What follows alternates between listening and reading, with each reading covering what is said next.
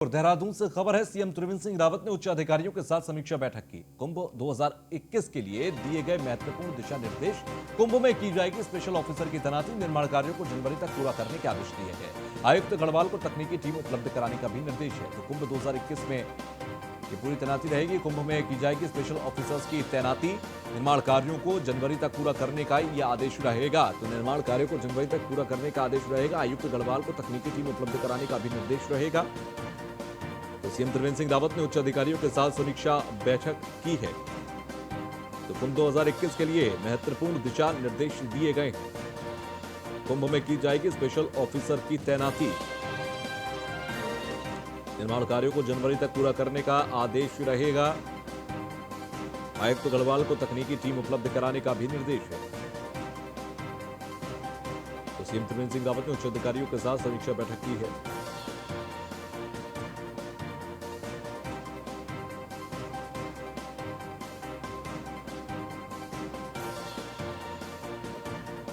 CM Trivendra Singh Rawat ने उच्च अधिकारियों के साथ समीक्षा बैठक की, निर्माण कार्यों को जनवरी तक पूरा करने के आदेश दिए हैं। आयुक्त गढ़वाल को तकनीकी टीम उपलब्ध कराने के भी निर्देश हैं।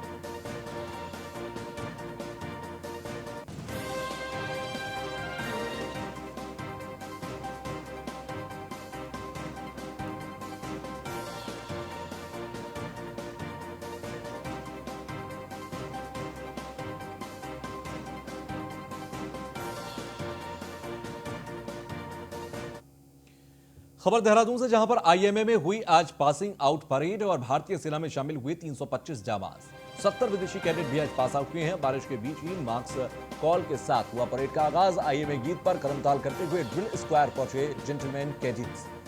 लोगों ने खड़े होकर जेंटलमैन कैडेट का स्वागत किया। उपसेना प्रमुख लेफ्टिनेंट जनरल एसके सैनी ने परेड की सलामी ली। परेड कमांडर माजी गिरधर ड्रिल स्क्वायर पर शामिल रहे।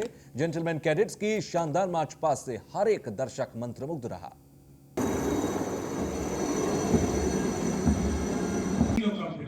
To enable him to receive the Chief of Army Staff Banner.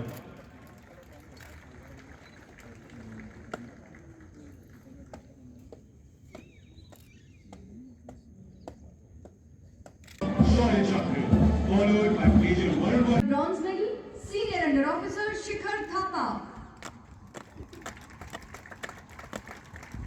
मैं एक चमोली जिले के रहने वाला हूँ। तिरकोट है मेरे गांव का नाम, और हम देहरादून में सेटल हैं। तो मेरे ग्रैंडफादर हैं, वो पहले आर्मी में थे, वो as a honorary captain retired हुए हैं। तो फिर मैं बचपन से हमेशा मैं पेरेंट्स में मैंने अपने फादर को देखा है यूनिफॉर्म में थे, और जो मेरे काफ़ी रिलेटिव है यूनिफॉर्म ही पहनते थे। तो काफ़ी उसी समय से मैंने सोचा था हमेशा कि जब भी मैं कुछ बड़ा हो जाऊँ तो एक यूनिफॉर्म। पौड़ी से खबर है, जहां पर शिक्षा मंत्री धन सिंह रावत ने किया शिलान्यास। पहाड़ी शैली भव्य प्रवेश द्वार बनने की सौगात दी है। 17 लाख की धनराशि से बनेगा भव्य गेट। तो पौड़ी से खबर, जहां पर शिक्षा मंत्री धन सिंह रावत ने शिलान्यास किया। पहाड़ी शैली भव्य प्रवेश द्वार बनने की यहां पर सौगात मिली है और 17 लाख की धनराशि से बनेगा भव्य गेट। तो शिक्षा मंत्री धन सिंह रावत ने शिलान्यास किया है और पौड़ी से ये तस्वीर हम आपको दिखा रहे हैं। पहाड़ी शैली में भव्य प्रवेश द्वार बनाने की सौगात दी है। ये बनकर तैयार होगा। 17 लाख रुपए की धनराशि से ये भव्य गेट बनकर तैयार होगा। कि पर्यटन नगरी में एक भव्य गेट बनना चाहिए, और आज लगभग 17 लाख रुपए की लागत से हम एक किरसो पर्यटन नगरी का बहुत सुंदर गेट बना रहे हैं। ये गेट जो है पहाड़ी शैली का बनेगा, और इससे खिरसू को एक पर्यटन नगरी का जो दर्जा हम देना चाह रहे हैं, इससे जो है बहुत बड़ा पूरे देश और विदेश में इसका मैसेज आएगा। मैं मुख्यमंत्री जी को और अपनी सरकार की ओर से खिरसू निवासियों को, जितने भी इस इलाके के ग्राम सभाएं हैं, उनका धन्यवाद देना चाहता हूँ। हरिद्वार से खबर, जहां पर कुंभ मेले के लिए बनाए जा रहे हैं भव्य द्वार, और कुंभ में आने वाले श्रद्धालु से देखकर मंत्रमुग्ध रहेंगे। ऐसी शैली पर ये तैयार किए जा रहे हैं। कुंभ मेले को धार्मिक दृष्टि से भव्य रूप देने में जुटा है मेला प्रशासन। कुंभ मेला अधिकारी दीपक रावत का बयान ये है कि बस अड्डे पर भी भव्य द्वार बनाया जा रहा है, जिससे कि आने वाले श्रद्धालुओं के लिए भव्यता दिव्यता इस कुंभ की दिखाई दे सके। तो भव्य कुंभ दिव्य कुंभ करने के लिए इसकी तमाम तैयारियां की जा रही हैं, और सीधे तौर पर देखा जाए तो कई द्वार बनाए जाएंगे भव्य तौर पर। उत्तराखंड की झलकियां दिखाने की और हमारे हिंदू धर्म के बारे में बताने की। जिस प्रकार अगले महीने कुंभ का ये महान पर्व आ रहा है, तो जितने भी यात्री आएं, क्योंकि वो मेन माध्यम से आएंगे, वो आएंगे रोड से, यानी कि बस स्टैंड जैसे एरिया में, रेलवे स्टेशन जैसे एरिया में, उन पर जो ये द्वार बनाए जा रहे हैं, ये यहाँ की विरासत को दिखाता है, यहाँ के ज्ञान को दिखाता है और किस तरीके से धर्म नगरी सजकर कुंभ के लिए तैयार होती है, यह वेद दर्शाता है कि कितना बेहतर हम कर सकते हैं। और सबसे अच्छी बात यही है इसमें कि जितने भी चित्र बनाए गए हैं, आकृति बनाई गई है, उन सबकी एक अनूठी कहानी है। चाहे वो महाकाल का चित्र हो, वो नमो नारायण हमारे श्री नारायण का चित्र हो, श्री गंगा मैया का चित्र हो, किसी भी प्रकार के हमारे चित्र हों, एक कहानी दर्शाते हैं, उनके ज्ञान को बताते हैं, उनके अलग अलग इमोशंस को बताते हैं, किस तरीके से आदमी में ठहराव आता है। और इतने मनमोहक दृश्य हैं कि कोई भी पर्यटक आए तो उसको मन को भा जाएगा। उत्तराखंड की झलकियां दिखाने की और हमारे हिंदू धर्म के बारे में बताने की, जिस प्रकार अगले महीने कुंभ का ये महान पर्व आ रहा है, तो जितने भी यात्री आएँ, क्योंकि वो मेन माध्यम से आएंगे, वो आएंगे रोड से, यानी कि बस स्टैंड जैसे एरिया में, रेलवे स्टेशन जैसे एरिया में, उन पर जो ये द्वार बनाए जा रहे हैं, ये यहाँ। तो वही उत्तराखंड में मौसम का बदला मिजाज। सुबह से कई शहरों में बारिश हो रही है, झमाझम बारिश, शहरों में ठंड बढ़ गई है। डोईवाला, चमोली, मसूरी, काशीपुर में बारिश हो रही है। बारिश में किसानों के चेहरे खिल गए हैं। तो सुबह से शहरों में बारिश देखी जा रही है। कई शहरों के अंदर बारिश चल रही है, जैसे चमोली, काशीपुर, ये तमाम जो डोईवाला के इलाके हैं, यहाँ पर सुबह से झमाझम बारिश देखी जा रही है। कुछ जगहों पर बारिश रुकती है तो दूसरे इलाकों में बारिश शुरू हो जाती है। किसानों के चेहरे भले ही इस पूरी बारिश से खिले हुए हैं, लेकिन साथ ही साथ यहाँ पर अब ठंड भी इस बारिश के बाद और ज्यादा बढ़ गई है। तो उत्तराखंड में मौसम का बदला है मिजाज। ये 4 तस्वीरें डोईवाला, चमोली, मसूरी और काशीपुर की। ये उत्तराखंड के 4 अलग अलग शहर जहां पर आप बारिश की तस्वीरें देख सकते हैं, फॉग की तस्वीरें देख सकते हैं। तो उत्तराखंड में मौसम का मिजाज बदलता नजर आ रहा है। इस बारिश के बाद और ज्यादा ठंड बढ़ चुकी है। ये मिजाज आपका, तो उत्तराखंड में मौसम का मिजाज हम आपको दिखा रहे हैं किस तरीके से बदलता नजर आ रहा है। तो ये मिजाज है उत्तराखंड के मौसम का।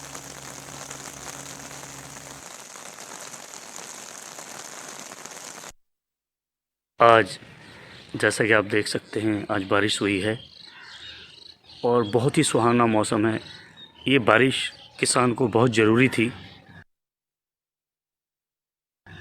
क्योंकि बहुत दिनों से बारिश नहीं हुई थी और इस बारिश से जो है गेहूं की फसल को बहुत फ़ायदा होगा। और किसान के लिए तो ये खाद का काम करती है, क्योंकि जो प्राकृतिक रूप से बारिश पड़ती है, ये खाद के रूप में फसलों को लगती है। और किसान परमात्मा का बहुत बहुत शुक्र करता है कि आपने इस समय पर बारिश दी। आज जैसा कि आप देख सकते हैं, आज बारिश हुई है।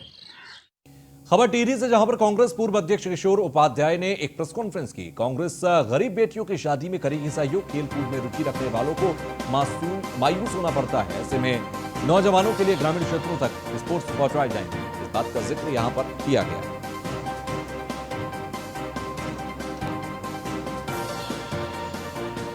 तो नौजवानों के लिए ग्रामीण क्षेत्रों तक स्पोर्ट्स पहुंचाए जाएंगे, इस बात का जिक्र हुआ। टिहरी के अंदर कांग्रेस पूर्व अध्यक्ष किशोर उपाध्याय ने प्रेस कॉन्फ्रेंस की।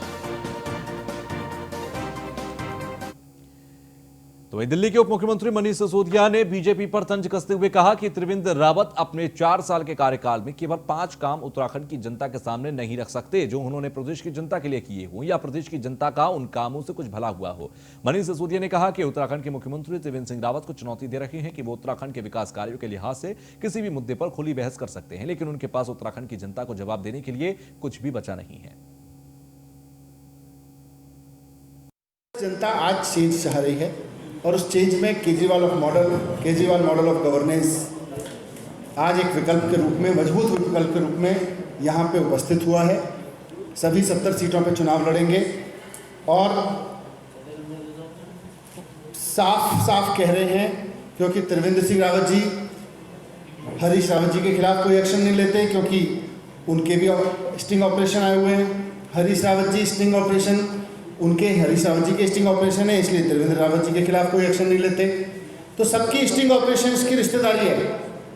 तो स्टिंग ऑपरेशन वाले मुख्यमंत्री उत्तराखंड के स्कूल, कॉलेज, अस्पताल, रोजगार इस पर काम नहीं कर सकते। जनता आज चेंज चाह रही है और उस चेंज में केजरीवाल मॉडल ऑफ गवर्नेंस आज एक विकल्प के रूप में, मजबूत विकल्प के रूप में यहाँ पे उपस्थित हुआ है। सभी 70 सीटों पे चुनाव लड़ेंगे। तो आम आदमी पार्टी की तरफ से ये एक चुनावों से पहले की हुंकार कही जा सकती है कि किस तरीके से त्रिवेंद्र सिंह रावत ने जनता की भलाई के लिए कोई काम नहीं किया, विकास के लिए कोई काम नहीं किया। मनीष सिसोदिया ने कहा कि 5 काम तक गिना नहीं सकते त्रिवेंद्र सिंह रावत। मनीष सिसोदिया ने सीएम त्रिवेंद्र सिंह रावत पर तंज कसते हुए इस बात को कहा। तो नैनीताल पहुंचे थे उप मुख्यमंत्री दिल्ली के मनीष सिसोदिया और वहां पर वो हुंकारते नजर आए। चुनावों से पहले उन्होंने कहा कि तमाम सीटों पर आम आदमी पार्टी के कैंडिडेट्स उतरेंगे और जनता का सहयोग भी मिलेगा। तो मनीष सिसोदिया ने सीएम त्रिवेंद्र पर आज तंज कसा।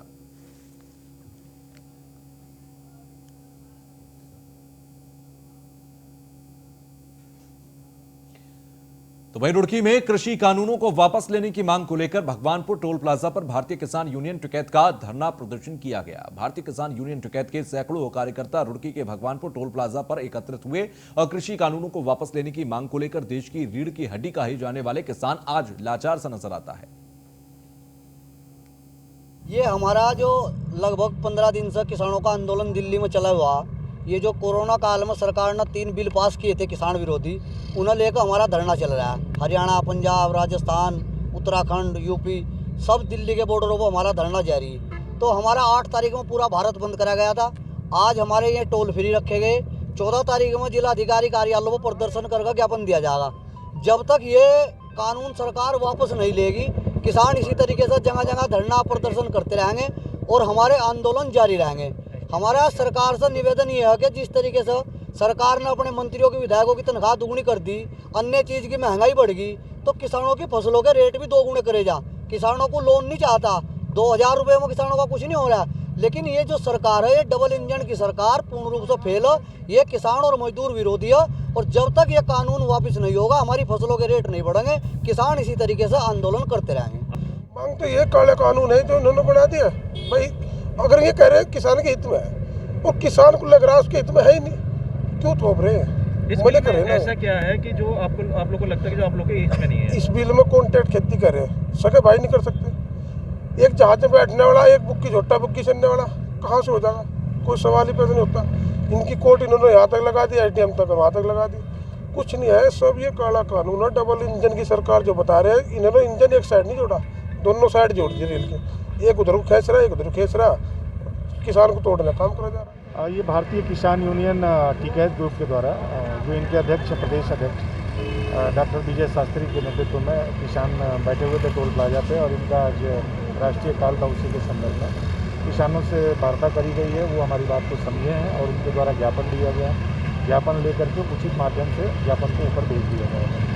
अब जो प्रदर्शन था किसानों का वो समाप्त हो चुका है और फिर ट्रैफिक भी हो गया, कोई दिक्कत नहीं। ये भारतीय किसान यूनियन टिकैत ग्रुप के द्वारा जो इनके अध्यक्ष, प्रदेश अध्यक्ष डॉक्टर विजय शास्त्री के नेतृत्व में किसान बैठे हुए थे टोल प्लाजा पे और इनका आज राष्ट्रीय काल था। उसी के संदर्भ खबर हरिद्वार से, जहां पर प्रशासन ने अतिक्रमण हटाना शुरू कर दिया है और कुंभ मेले को देखते हुए प्रशासन ने कार्रवाई की है। दुकानों, मकानों के आगे से अतिक्रमण हटाया जा रहा है। हरिद्वार में कुंभ मेले के मद्देनजर शुरुआत से ही यहां पर अगर देखा जाए तो अतिक्रमण साफ रहे, अतिक्रमण हटा रहे, इसकी कोशिशें की जा रही है और प्रशासन ने कार्रवाई भी शुरू कर दी है। मकानों के आगे से, दुकानों के आगे से जो तमाम अतिक्रमण है उसको हटाया जा रहा है, जिससे कि सड़कों को चौड़ा किया जा सके, अतिक्रमण हटाकर वहां पर सुचारू व्यवस्था यहां पर रखी जा सके। तस्वीर आप देखिए किस तरीके से यहां पर प्रशासन ने मुस्तैदी के साथ अतिक्रमण को हटाना शुरू किया। सुमित सैनी हमारे संवाददाता हरिद्वार से हमारे साथ जुड़ गए हैं। सुमित, ये जो तस्वीरें हम आप देख रहे हैं, प्रशासन पूरी मुस्तैदी के साथ सड़कों पर है जिससे कि अतिक्रमण हटाया जा सके। कितना मुस्तैद आज दिखाई दिया?